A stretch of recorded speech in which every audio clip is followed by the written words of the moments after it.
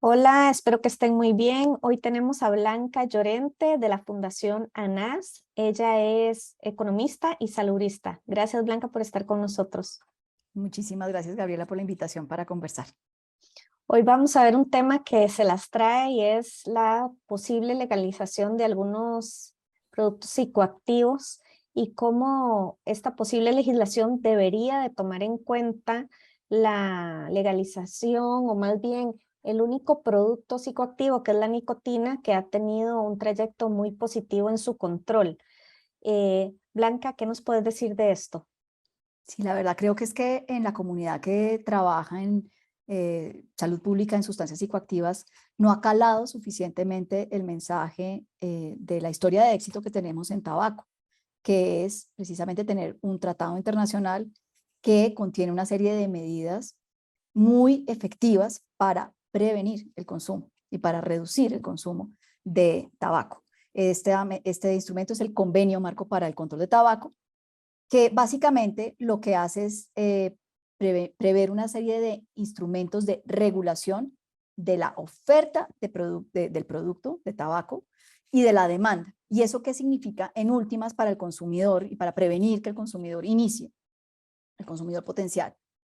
Hacer muy costoso el producto, de manera que haya barreras financieras, sobre todo barreras financieras para que los niños y las niñas no inicien. Lo segundo es reducir la disponibilidad del producto, que no esté tan a la mano. Y lo tercero es cortar los canales de mercadeo, de marketing, que son supremamente sofisticados y exitosos. Esos tres elementos que son el secreto de por qué hay países como el mío, Colombia, que ha logrado reducir el número de fumadores en 1 millón en los últimos 5 años, no se están trasladando a lecciones aprendidas a la hora de discutir la regulación de otras sustancias que hoy en día son ilegales.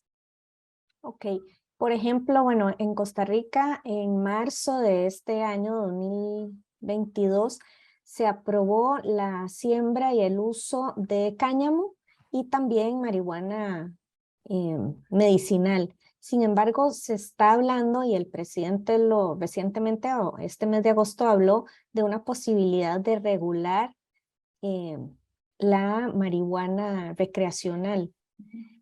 ¿Cuáles son las lecciones aprendidas tanto en Colombia como en algún otro país de América Latina que conozcas?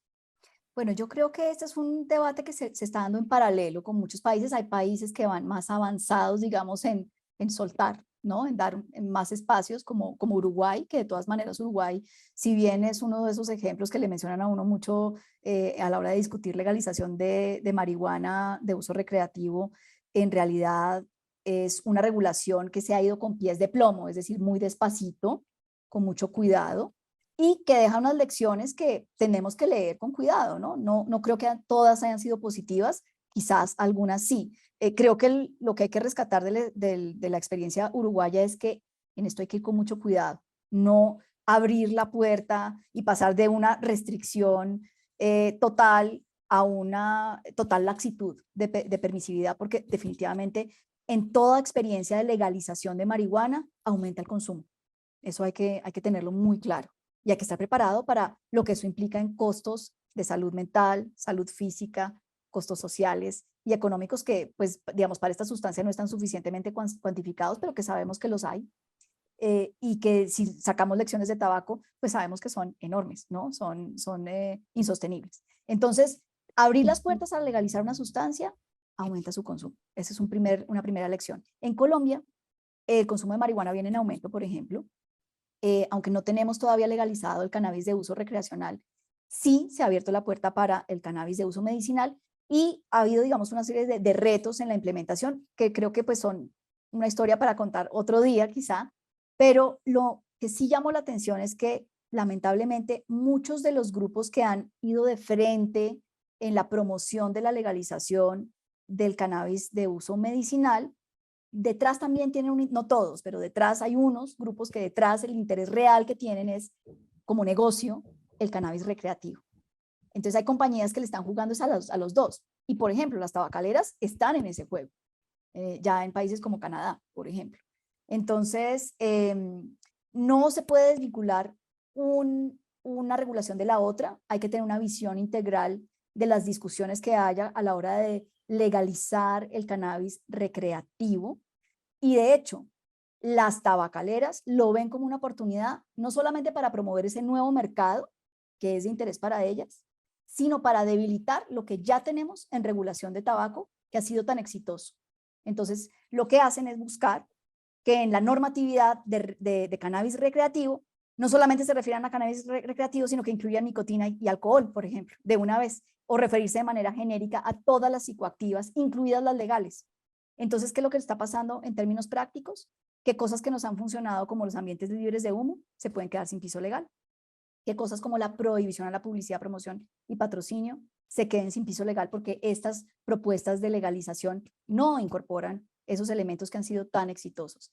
Entonces, de ahí se nos están desprendiendo, digamos, unos nuevos retos a los que hemos combatido pues, el uso de tabaco y la promoción del tabaco en nuestros países. Ok, Blanca, también te he oído hablar de que la legalización de sustancias psicoactivas tiene como dos discursos. ¿Cuáles serían esos dos discursos?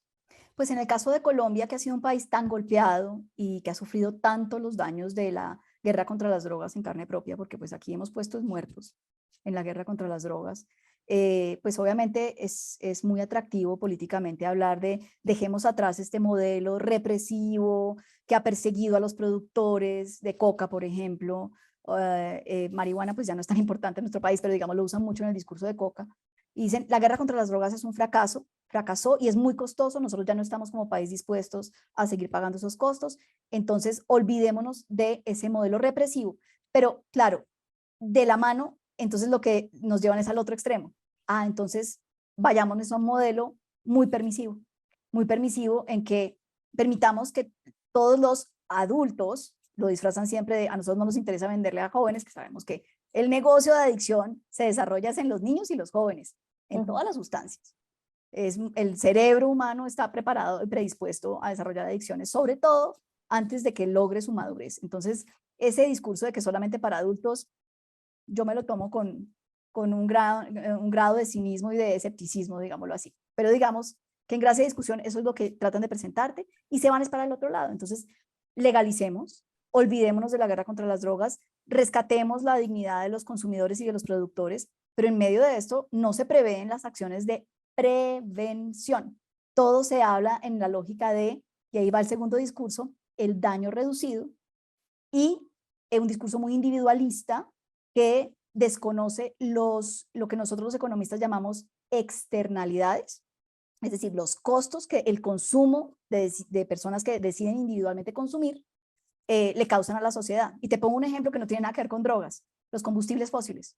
Hoy en día todos sabemos que si individualmente cada uno toma decisiones de consumir gasolina para los carros y producir con un modelo muy intensivo en combustibles fósiles, que es lo que nos está pasando, estamos generando unos efectos en el cambio climático, que nos pegan a todos en la humanidad, ¿no? Que es uno de los grandes desafíos que tenemos.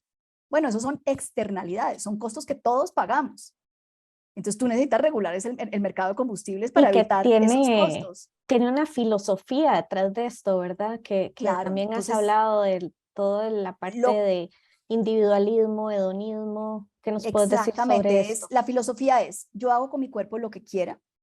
Eh, si soy un adulto informado, tengo derecho a usar la sustancia que yo quiera y ese es mi problema. Pero de nuevo, ese es un discurso que desconoce, que invisibiliza las consecuencias de ese consumo individual para toda la sociedad. Los costos sanitarios los pagamos todos, los costos en productividad los pagamos todos, la pérdida de capital humano, de capacidad de producción de las personas que terminan en la tragedia de la adicción, la pagamos todos. Y son costos insostenibles desde el punto de vista económico y desde el punto de vista sanitario. Entonces, ese es un discurso muy peligroso precisamente por eso. La otra cosa de ese discurso es que asume que yo soy un consumidor informado plenamente, pero si la mayoría de los consumidores se enganchan es antes de llegar a la mayoría de edad, ¿cómo es el modelo del negocio de adicción? Porque de nuevo, no nos podemos decir mentiras, allá es donde está el público objetivo de todos los que venden sustancias psicoactivas. Allí no hay capacidad de decisión libre e informada. Entonces es una falacia y precisamente ese también es una falla que debemos corregir con regulación protectora. Y ahí está lo que debería de gastar el gobierno en educar, que sabemos que los gobiernos no tienen la cantidad de dinero que se necesita para esa educación. Y por otro lado, la industria, llámese industria tabacalera, industria del licor o lo que sea, lo que hace es promover su consumo, no está educando en ese sentido, porque si no Así iría es. contra su interés de vender. Sí, yo siempre uso un símil con los papás de este tema de los entornos protectores y por qué necesitamos regulación protectora. Porque si a mí me dicen, educa a tu niño, entonces tú lo educas, eso es como construir una casa con los mejores materiales al borde de un precipicio con alto riesgo de deslizamiento. ¿Dónde construyes la casa? Importa tanto como los materiales de la casa.